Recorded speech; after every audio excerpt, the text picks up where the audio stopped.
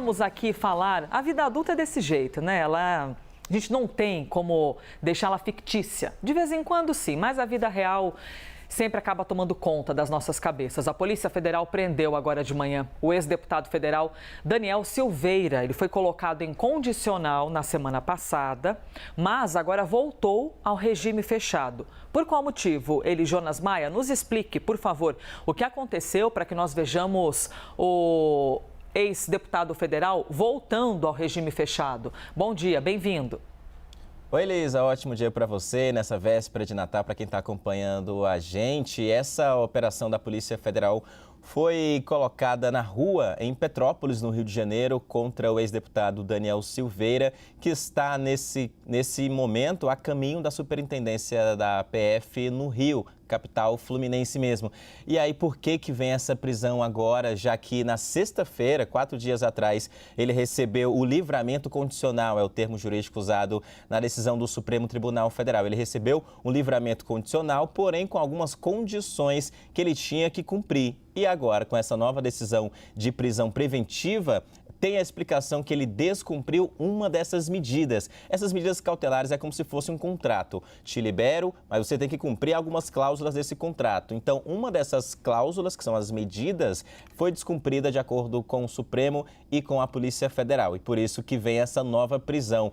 Qual medida que seria essa? De acordo com a decisão do ministro Alexandre de Moraes, que autorizou e determinou essa revogação da liberdade condicional e a nova prisão do ex-deputado Daniel Silveira, ele teria ficado fora de casa entre 10 da noite e 6 da manhã, que é um horário estipulado para ele ficar. Vou então só recapitular quais foram as medidas impostas na última semana que ele deveria cumprir e que uma delas foi descumprida. Por exemplo, uso de tornozeleira eletrônica, proibição de se ausentar de sua comarca, que é a região onde ele mora, e obrigação de recolhimento à casa no período noturno, esse que eu expliquei de 10 da noite às 6 da manhã, e também no fim de semana. Além disso, a proibição de se comunicar com os 40 indiciados naquele inquérito de suposto plano de golpe de Estado no Brasil. Segundo o Supremo e a Polícia Federal, houve um descumprimento dessa medida de ficar em casa entre 10 da noite e 2 da manhã. 6 da manhã, perdão, entre 10 da noite e 6 da manhã. E é por que eu me embananei com 2 da manhã aqui? Porque na decisão também do próprio ministro Moraes, há um relato de que o Daniel Silveira estava no hospital no sábado, um dia depois que ele conseguiu essa liberdade condicional. E só se apresentou, chegou em casa às 2h40 da manhã, 4 horas depois do limite, que seria 10 da noite. Então, por isso que essa revogação da liberdade condicional foi imposta pelo Supremo Tribunal Federal. Estou tentando contato com a defesa, o advogado do ex-deputado Daniel Silveira ainda não conseguia, está dando chamada perdida, mas a justificativa nessa decisão é que ele estava internado com problema nos rins. Então, por isso que ele teria ficado no hospital. Mas o ministro Alexandre de Moraes diz na decisão que não havia autorização para ele estar no hospital, descumprindo essa medida, que é ficar em casa entre 10 da noite e 6 da manhã. Inclusive, Elisa, essas medidas foram um pedido da própria defesa do ex-deputado federal, que não queria mais o regime semiaberto, que é aquele que fica em casa, vai para o presídio, vai trabalhar, vai para o presídio, aquele vai e vem durante o dia. Queria uma liberdade condicional, o que foi autorizada pelo Supremo Tribunal Federal na última sexta-feira. Mas agora vem essa informação que a gente trouxe em primeira mão no Novo Dia, aqui na CNN Brasil e também no site do descumprimento e a prisão preventiva. Qual o passo a passo a partir de agora? Houve essa prisão preventiva em Petrópolis, no Rio de Janeiro. O ex-deputado está indo à superintendência da Polícia Federal na capital fluminense. Deve prestar um novo depoimento ou não, porque ele pode ficar em silêncio, é um direito constitucional dele. E então ele deve ir para o presídio de Bangu 8, no complexo de Jericinó, no Rio de Janeiro mesmo. E aí lá, ainda hoje, deve passar por uma audiência de custódia, que também é uma questão judicial, que precisa ser cumprida. O processo judicial estabelece que todo preso tem que passar por uma audiência de custódia nas próximas 24 horas após a prisão. Se não acontecer hoje, deve ser na quinta-feira, porque amanhã é feriado, Natal, 25 de dezembro. Então, se ele não passar por uma audiência de custódia hoje, vai ser na quinta-feira, dia 25 de dezembro. Esse é o passo a passo. A gente está acompanhando essa operação que foi colocada nas ruas pela Polícia Federal hoje, por conta dessas medidas que foram descredibilizadas, não foram cumpridas, desregradas, de acordo com o Supremo Tribunal Federal. E por isso que volta novamente à prisão o ex-deputado Daniel Silveira. Elisa. Pois é, e nós temos aqui, inclusive, com Eli Jonas Maia, o próprio documento que foi exposto, o documento citado pelo Eli Jonas. E aí eu quero compartilhar com vocês aqui esse trecho que está na página 2, que é o que Eli Jonas acabou de compartilhar com a gente. Ó, eu vou circular, como é uma página em branco, com letrinhas pretas, eventualmente à distância você não consegue enxergar bem, mas não se preocupe que eu vou aqui grifando para a gente, tá bom? Ó, salientei nas palavras, então, do ministro, porque é o documento que embasa a decisão do ministro, salientei ainda que o desrespeito acarretaria o retorno imediato do sentenciado ao regime fechado de cumprimento do restante da pena privativa de liberdade. E aí, o que ele diz, ó, eu vou ler aqui para vocês. Espera aí que esse aqui está um pouquinho pequeno, deixa eu aumentar. Pronto, o tamanho. Aqui, ó.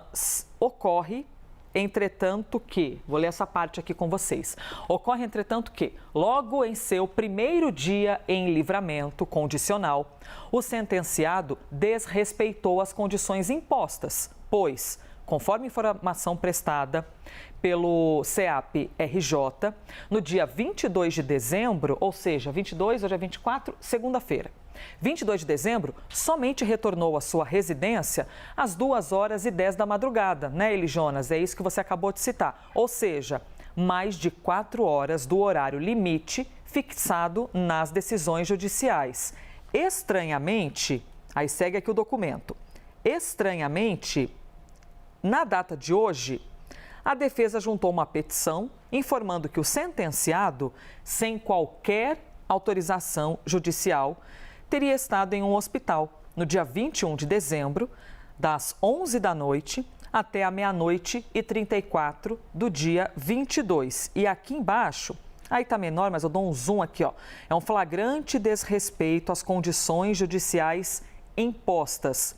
Eli Jonas Maia, se ele quisesse, porque aqui o documento diz o seguinte, não houve autorização judicial para o comparecimento ao hospital, sem qualquer demonstração de urgência. Ou seja, poderia ter havido, Eli Jonas, de acordo com o documento, se era necessidade, porque qualquer ser humano pode ter um desconforto, precisar de um atendimento hospitalar, qualquer um precisa. Mas, se fosse necessário, o documento esclarece, então, que teria de ter havido um pedido, né, para que ele pudesse, não podia ir sem ter pedido antes para a Justiça. É isso, Elisa. Vai virar uma briga judicial, porque a defesa está dizendo que era um caso de emergência. Por isso que ele ficou entre 10 da noite até meia-noite e 39, exatamente, no hospital com problema nos rins. Só que a decisão também mostra que entre meia-noite e 39 e 2 e pouco da manhã, por exemplo, de sábado para domingo, não houve nenhuma comunicação da defesa. E o peticionamento online, qualquer advogado pode colocar uma decisão, um peticionamento, uma manifestação, um documento, por exemplo, do hospital, qualquer hora do dia, qualquer horário da madrugada, mesmo até por conta de que seria o primeiro dia dele para cumprir a medida cautelar. Ele que recebeu essa liberdade condicional na sexta-feira. Então, no sábado para domingo, já de madrugada, na primeira noite, na primeira madrugada que ele teria que cumprir essas medidas, a Justiça já vê que ele descumpriu. E aí diz o seguinte, o próprio ministro Alexandre de Moraes: Daniel Silveira demonstrou novamente seu total desrespeito ao Poder Judiciário e à legislação brasileira por conta dessa situação. E diz mais ainda, num trecho mais à frente aí, Elisa, como fez por ao menos 227 vezes em que violou e descumpriu as medidas cautelares diversas da prisão durante toda a instrução processual penal. No bom português, descumpriu o que estava ali no acordo que ele fez, ele e a defesa, com a Justiça.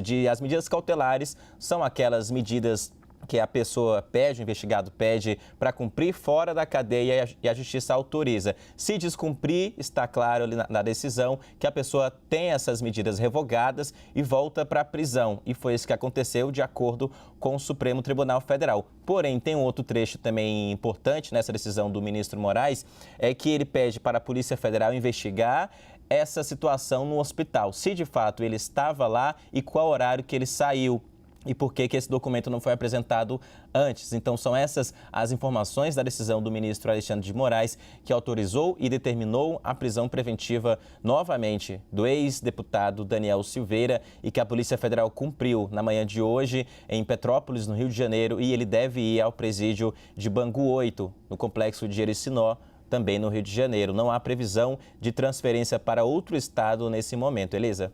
Jonas, quando você diz, você citou aqui na página 2 e eu tenho aqui para poder espelhar para o pessoal aqui, quando diz 227 vezes, o documento cita, tá vendo? 227 vezes, pelo menos, e aí tem um pelo menos aqui antes da vírgula, que ele teria descumprido essas medidas cautelares. Jonas, você pode dar exemplo para a gente, assim, descumpriu, segundo a Justiça, quase 230 vezes. Isso seria o que exatamente? Tem de cumprir horário, tem limitação ou é tornozeleira eletrônica? O que costumam ser esses descumprimentos? Elisa, várias situações. Uma delas é até curiosa, uma colega amiga nossa relembrou aqui também, que em 2021 o ex-deputado estava usando uma tornozeleira eletrônica e ela quebrou. E a Polícia Federal chamou ele para dar explicações e ele disse que a tornozeleira havia sido roída por um cachorro.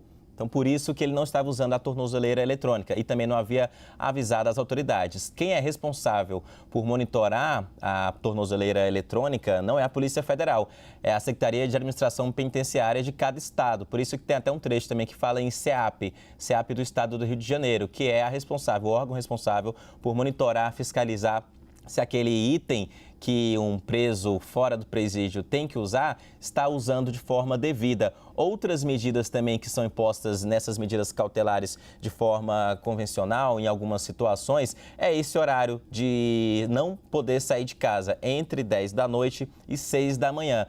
Porque é uma liberdade condicional. Você pode sair do presídio, mas tem que cumprir algumas regras. E nessas regras, inclusive, também está a proibição de se comunicar com outros investigados e indiciados, 40 pessoas indiciadas naquele inquérito de suposto plano de golpe de Estado, que tem o ex-presidente Jair Bolsonaro, tem o presidente do PL, Valdemar Costa Neto, ex-ministros, generais da reserva, são muitas pessoas. Também é uma medida cautelar que foi imposta pelo ministro Alexandre de Moraes para ele sair nesse livramento condicional, que é imposto aí, dito de forma muito jurídica na decisão. É um juridiquês que a gente vai traduzindo. O que está, então, no bom português, para quem está acompanhando a gente entender.